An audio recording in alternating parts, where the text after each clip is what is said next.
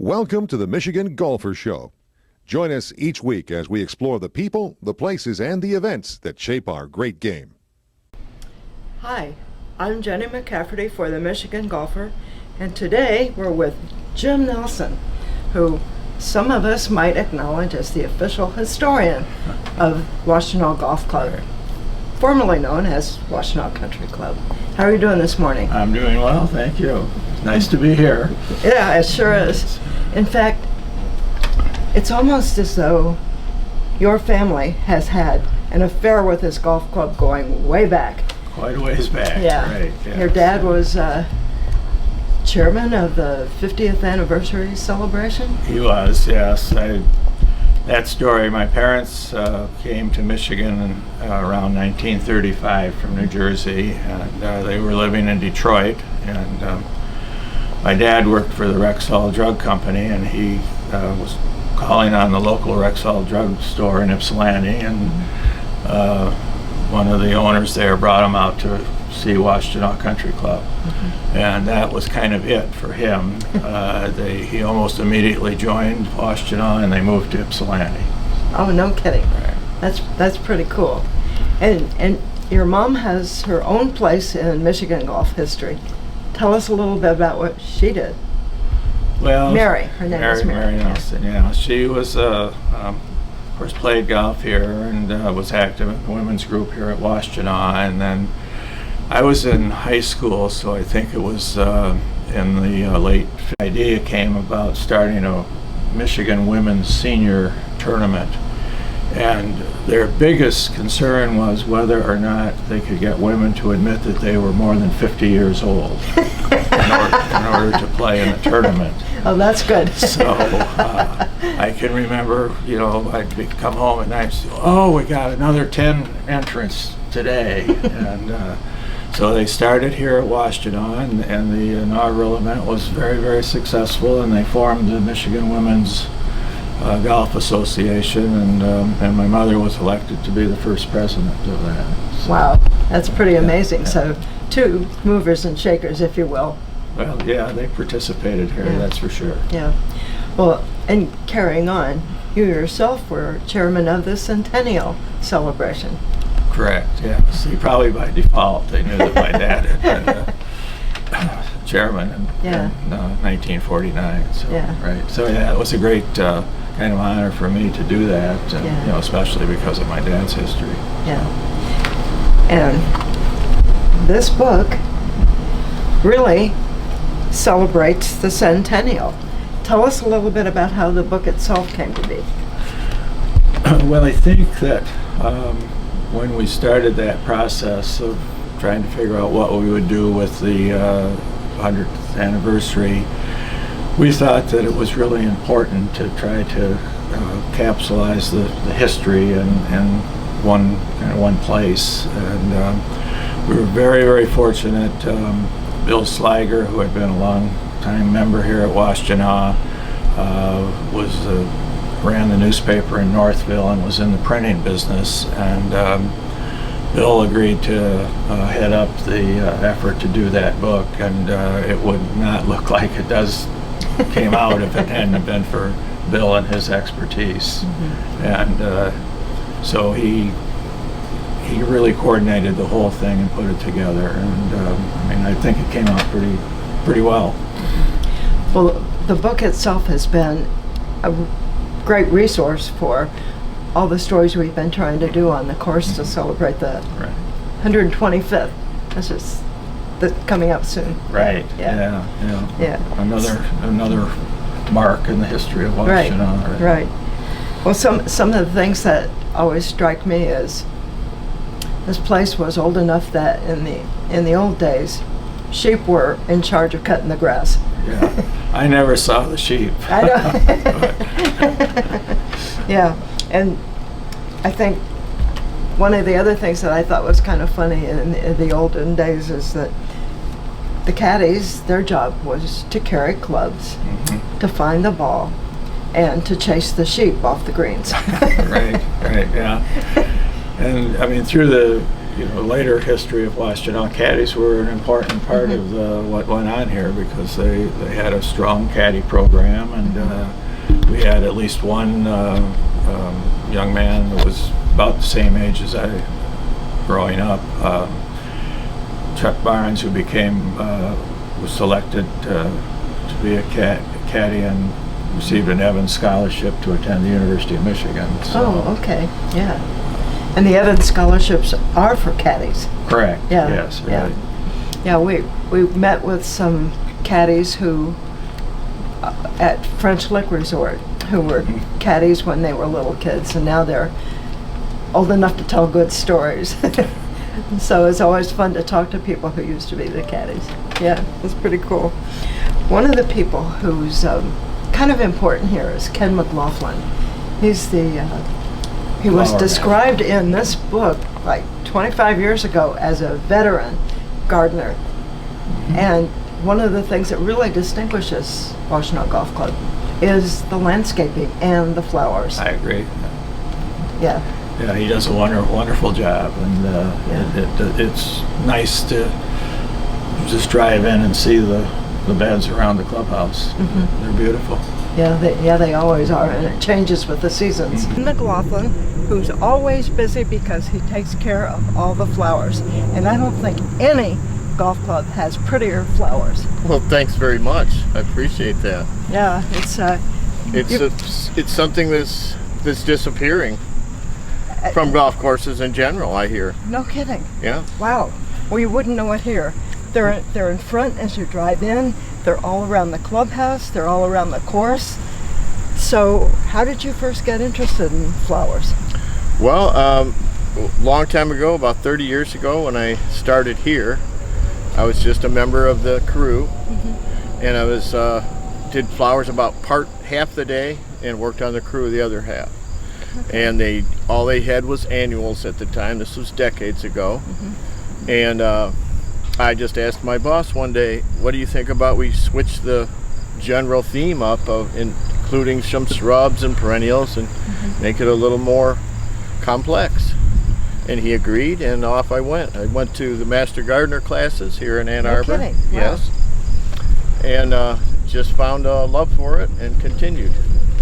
So you find all different colors, all different shapes, all different, some are little, some are tall.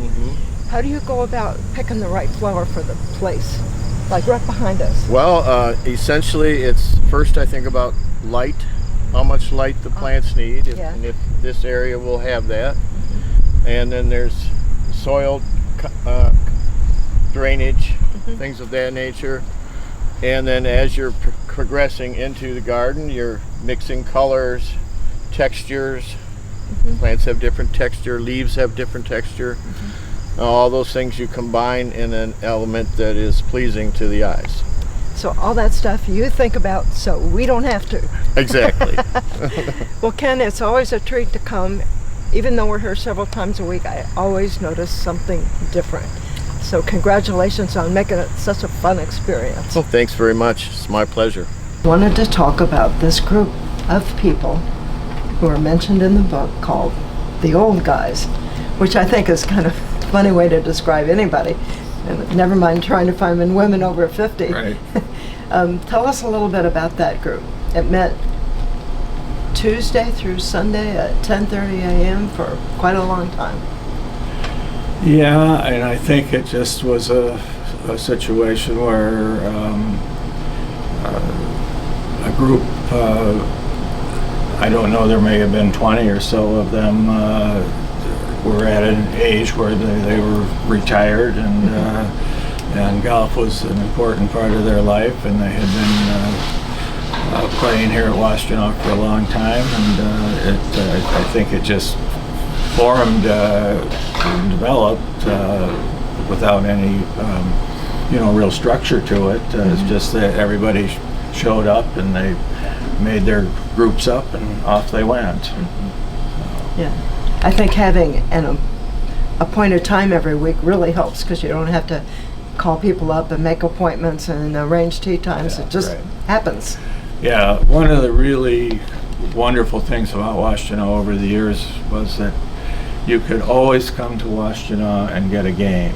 I mean, there were no real cliques. You could just you didn't have to worry about tea time. You knew there was a group that's going to play at 9 o'clock, and you could show up and you'd be welcome to play. One of the things that's been somewhat interesting is Washtenaw gone from private to public and back again several times. Have you noticed much of a difference when the club changes from public to private and back again? Well, I guess I would answer by saying, first of all, most of my history, it was a private club.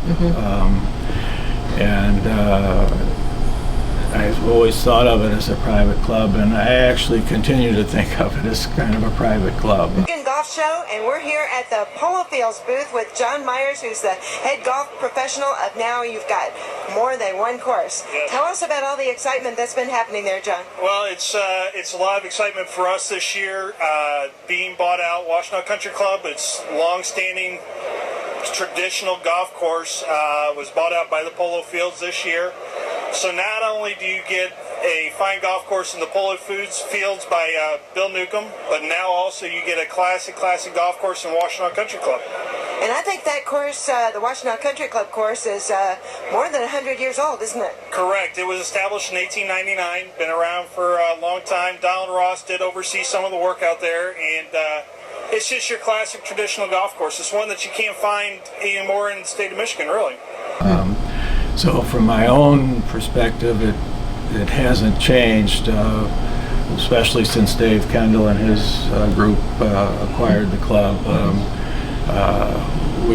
There are a group of us that still think of ourselves as members, I'm quite sure. Yeah. So there are some differences, but it operates pretty much the same for me in my life. Yeah. So I think one of the significant things about a club or a group of people who keep coming and playing is you know a lot of people. Everybody knows your name. Correct, yeah. Yeah, there's always been a group, and that kind of, I think, goes back to when Tom Talkington came here as the pro in the early 50s. I mean, Tom did an awful lot to develop golf at this club, and he was responsible for kind of forming some groups that have lasted over the years. And but that's the way Washtenaw has been. There's always been a group that you could play with, and you knew everybody, and it's made it a very comfortable place to be. In the Men's Invitational started here at Washtenaw, which turned out to be one of the best invitationals in the state of Michigan. It was different than almost anybody else's. It was a 4-man teams, and Tom just promoted golf. And if there was an event, I mean, you'd walk into the pro shop and he said, "Have you signed up yet for this weekend?" That was important. I mean, to get people participate. So you recruited people for this. He sure did. Yeah. He sure did. And sometimes clubs have tournaments on Memorial Day, 4th of July, Labor Day. Seems to be a typical time for tournaments. Was that true here? Oh, absolutely. Yeah, big events. I mean, and most of those events were couples events. Oh, okay. I mean, mixed events. Wow. And I think one of the interesting things was that they would have an event, we'll say, on the 4th of July, and it would be maybe 4 or 5 member teams, and they would be made up of, just various aspects of the membership. I mean, the pro shop, I think, put the teams together, and I always thought that the most interesting thing was that the very best men's players always participated in those events. Oh, okay. Now that makes a difference when the good guys are, everybody's out to beat them. Right. Yeah. Well, it's interesting too that you mentioned couples, and one of the things I was struck by was the extent to which women have always had a really strong presence here. In fact, of the original 99 members, 11 of them were women. That had to be unusual. Well, I think it was unusual, and you're right, it was a very important and maybe sometimes overlooked factor here at Washtenaw. Lynn Whitmire, who was a charter member of the club and remained a member for the rest of her life, I think was a really, really important part of Washtenaw, because you may have seen all of the scrapbooks that have been prepared. Haven't seen inside all of them, but I've seen them all out on a table. Yeah. Right, and well, a lot of those are made up of newspaper articles. Okay. And in those days, you could write your article and take it to the newspaper, and they would publish it. Well, I would say that probably 90% of those and all of those books were written by Lynn Whitmire. Okay. And published in the Ypsilanti Press. And when you think about it, I mean, the press has always been an important thing. And if you have an organization, and every week there's an article, or even more than one article in the newspaper about your organization. Yeah. That's good, right? That's in a way, that's marketing. It's great marketing, Yeah. right? Yeah, that's pretty cool. And so I think that is really true. Another factor in terms of women's participation was with the junior program. It was really the women that ran the junior program, and so particularly in my memory, Doris Greenstreet and Lil Dobbs, both of whom had children here, kind of started the junior program, and it really was a wonderful program. And it did involve not only golf, but I mean, we elected officers and kind of ran our little junior golf association ourselves. So you were really one of the mainstays of the junior golf program here. We've had a lot of great players come out of this area. I mean, you got Doug Davis, the Ream boys, Jeff and Frank Ream, the Mears, Kev. I mean, we've had a lot. Jeff Dobbs won the state championship in high school. I won the state championship in high school. More than my brother once. Tim. I mean, this was a hotbed for junior. Ed Humanick, who played on the tour for 8 years. Just a lot of really good players came out of here. Well, it sounds more complicated than it might seem, because not only are you recruiting kids, but you have to teach them how to play golf. Yeah, right. And again, I mean, I mentioned those two by name because they kind of headed it up, but I mean, every junior day, I mean, there were plenty of women here they had to walk with the little kids and, try to teach them not so much golf maybe, but at least the etiquette of golf. That's a huge story of golf, isn't it? Right. That's pretty cool. Well, during the time that you've been here, you've probably known quite a few of the pros. How about someone like Jim Applegate? Well, Jim, kind of followed, really, I knew Larry Pentuck. He was just here for a year or two, and then Tom Talkington had a long stay here at Washtenaw, and then Randy Erskine came along. And Jim, I think, maybe followed Randy. He was close, someplace in that pecking order. And, I mean, one of Jim's characteristics was that he was a great manager. I mean, everything ran really, he was a perfectionist, I think. So, if you were having a tournament, you might find that all of the golf carts were out there in a perfect circle, to start the day, and everything was done just exactly right. And I think at one point, Jim was hoping maybe he could become the general manager and run the whole club, and it might have been a good idea if that had happened, but it didn't. Jim was a really good person and did a good job here. Well, the Erskine had several facets of that job himself.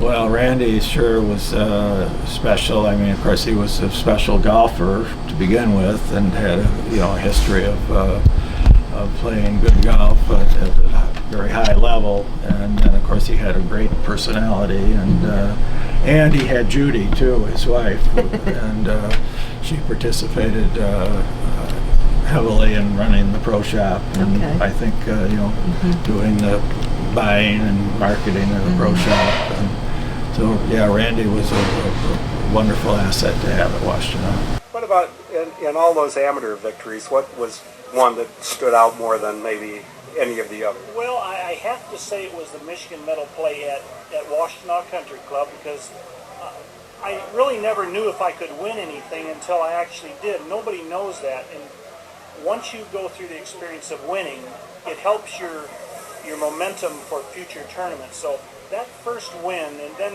the next few years after that, I won the Michigan Amateur. So then I knew that I could play within Michigan, but I didn't have any idea that I could play nationally also, which came about later on. Randy and Judy lived next door to us, and after they left and some other people moved in, we were talking to them about Randy, and lights went off and they said, "Oh, that's why there are 16-foot ceilings in the house, so he could swing a club." Right. Yeah. How about Jeff Cummings, another one who was a pro? Well, Jeff was here for a fairly short period of time, Okay. and he was here during one of the situations where there was a real bad storm right before the Women's Invitational, and a lot of trees came down, and so in my memory, I kind of remember, Jeff was out there with a chainsaw helping cut up the trees and get them off the fairways, so they could actually play the tournament.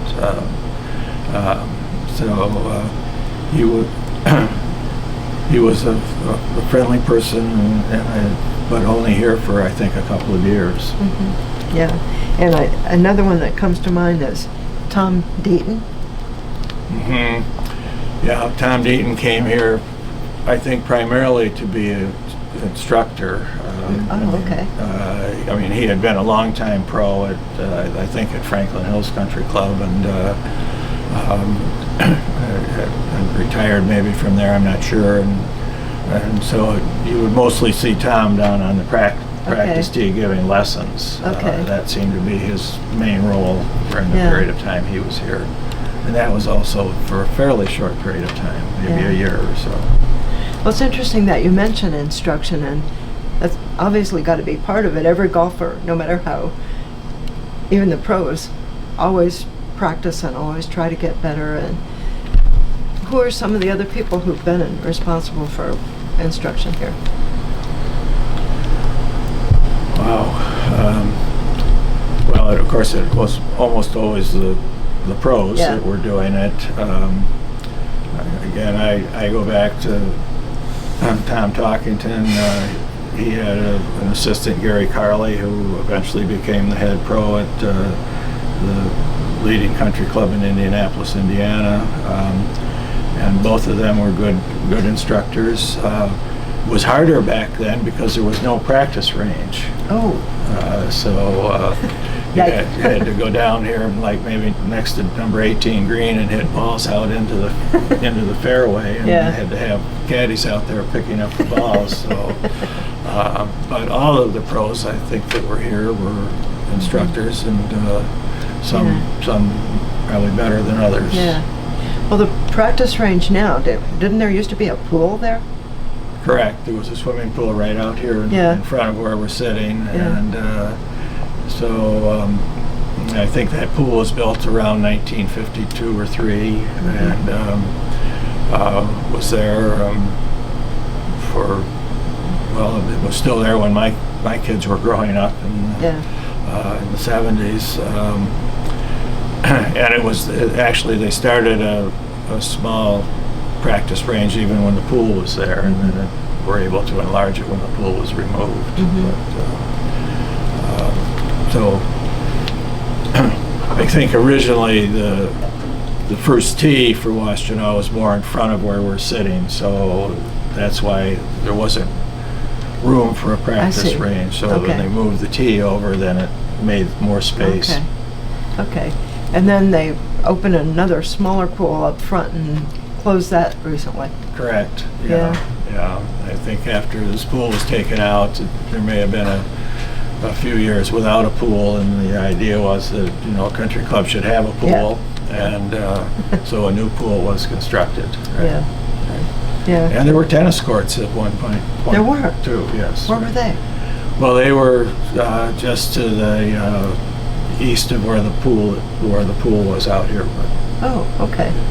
That's interesting. yeah. Yeah.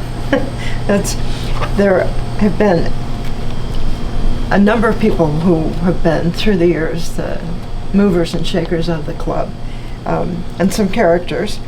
And one of the ones who comes to mind is Ben Taylor, who was the manager of the men's locker room. Ben was very special, right? And there are a lot of things, probably a lot of stories that could be told about Ben, but I'll tell you my favorite story. Okay. So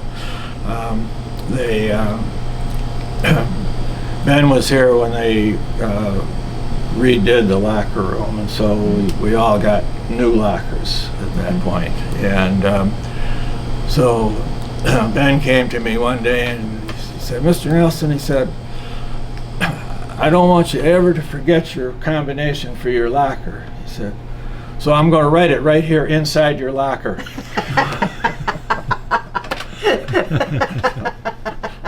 So that was Ben. Which is a great place in case your locker's locked. Right. Oh, that's funny. That's pretty cool. Well, some of the other people, you already mentioned Randy Erskine. How about Shirley Spork? Well, I only know that Shirley Spork by name. Okay. You know, she participated in the exhibition that they had for the 50-year anniversary, and I think she was a young, maybe a student at Eastern or Michigan at the time, Okay. but she went on to, you know, have a career in golf and Yeah. play, I think, on the women's tour even. Yeah. But I really didn't know her, or ever, I don't Yeah. think I ever saw her. But she was a name that people knew. Right. Yeah. Sure. Right. Yeah. Well, the club has some pretty dramatic events, including a big fire in 1987. What happened to people playing golf when the club itself had a big fire? Well, really nothing happened to the people playing golf. They set up what I guess today would be called a food truck down near number 10T, and so the golf course was open the whole time, and there was no interference in terms of golf. And the people that ran the food truck were, they were serving mostly, sandwiches and hamburgers and that sort of thing, but you could get food and you could get beverages, and some people thought that was one of the best times at Washtenaw during that period of time while the house was being reconstructed. Yeah. Well, when something that dramatic happens, is there a committee of people who get together and plan a new building, or what happened? Well, Washtenaw has always been, as a private club, was operated by a board of directors, and so there was a board, and yes, there was a lot of planning that had to go on, and I think that during that period of time there was probably a lot of ideas as to what should happen in terms of rebuilding, and I think fortunately the clubhouse was rebuilt more or less like the original. Okay. It doesn't have an upstairs that the original had, but it kept the same footprint, and of course both ends were still here after the fire. So it's just the middle that burned. Yeah, the middle is the part that burned. Yeah. And what happened to trophies and things like that? well, those were pretty much preserved. Okay. I think. There are some of the trophies are now on display in the pro shop, and I don't think that there was too much in the way of loss there, and all of the history of the club was pretty well maintained. All of those scrapbooks and things were in the office, which was upstairs and was not affected by the fire. So I don't think there was a great deal of loss except for the structure. Yeah. So, meanwhile, we're looking out, and the sun has come out, and the course, as usual, looks just beautiful. Talk a little bit about the course, and what are some of your favorite holes? Well, I thought you would probably ask me how the course had changed. Okay, I'll ask you how the over course had changed. years, but for me, the big changes over the years. One was irrigation when they started to water, had the ability to water all of the fairways, and then of course trees. Everybody talks about the trees on Washtenaw, and a lot of them. Some of them were planted when I was a child, and I saw them all grow up, like the willow. So the trees grow up. Willow trees down here on 7 and 8, and then there's been a change over the years in the creek that goes through Washtenaw is Paint Creek, and it was just a natural creek, and there were not much in the way of ponds, and I think it was probably in the 70s when the Drain Commission, actually they wanted to put the whole creek in a pipe and run it through here. And Dick Roberts was pretty instrumental in negotiating with the Drain Commission, and that resulted in us getting some ponds and maintaining most of the natural creek that came through the club. So no pipe. No pipe, and so nice pond in front of 18 and a pond down in front of number 7, and so those were changes that took place. And then on holes 15 and 16, when I was a young person here, there was no pond on 15 and 16. There might have been a pond in the spring, but during the summer there was no pond there. So that was one of the big changes when they actually started pumping water in there and created a permanent pond. In terms of favorite holes, I mean, this is a wonderful golf course. I mean, all of the holes are really great holes. I think for me, one of the hardest holes is number 17. It's a fairly long par 4, and then when you get on the green, you can be in a lot of trouble on the green. You're right about it's beautiful all up and down, and a lot of that does have to do with the landscaping and the trees. And I think the trickiest part about trees on a golf course is they grow. They sure do. And I know when Ray Hearn came in, some of the trees aren't here anymore. I got this message from Ray Hearn, and it's and I call him back, and I get a recorder, and it says Ray Hearn Golf Associates. So we get hooked up. He comes in. I said, Ray, you're in the golf business. What do you do? Oh my gosh, long pause. I'm a golf course architect.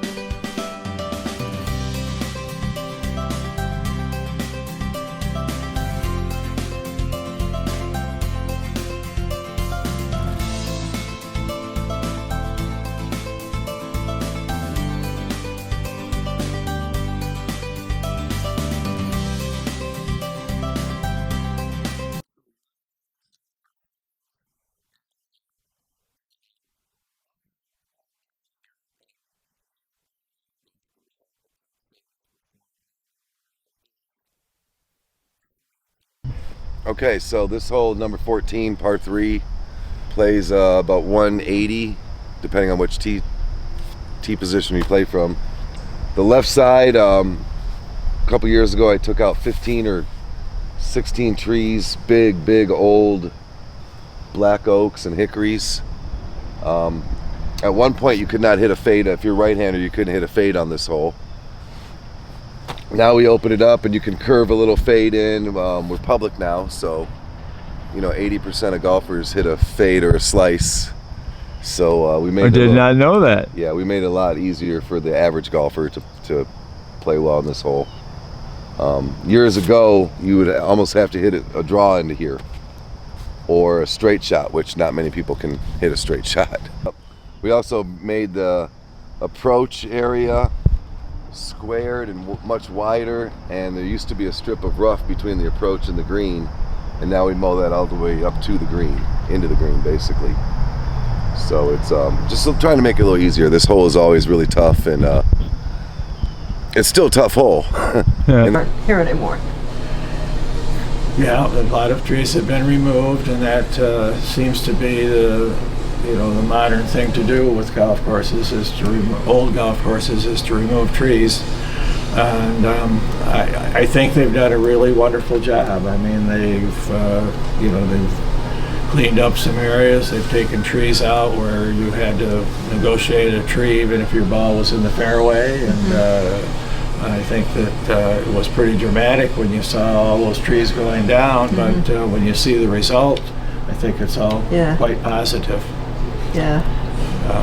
It makes a difference because, like you say, they grow, and you can cut back a few limbs here and there, but that doesn't last very long.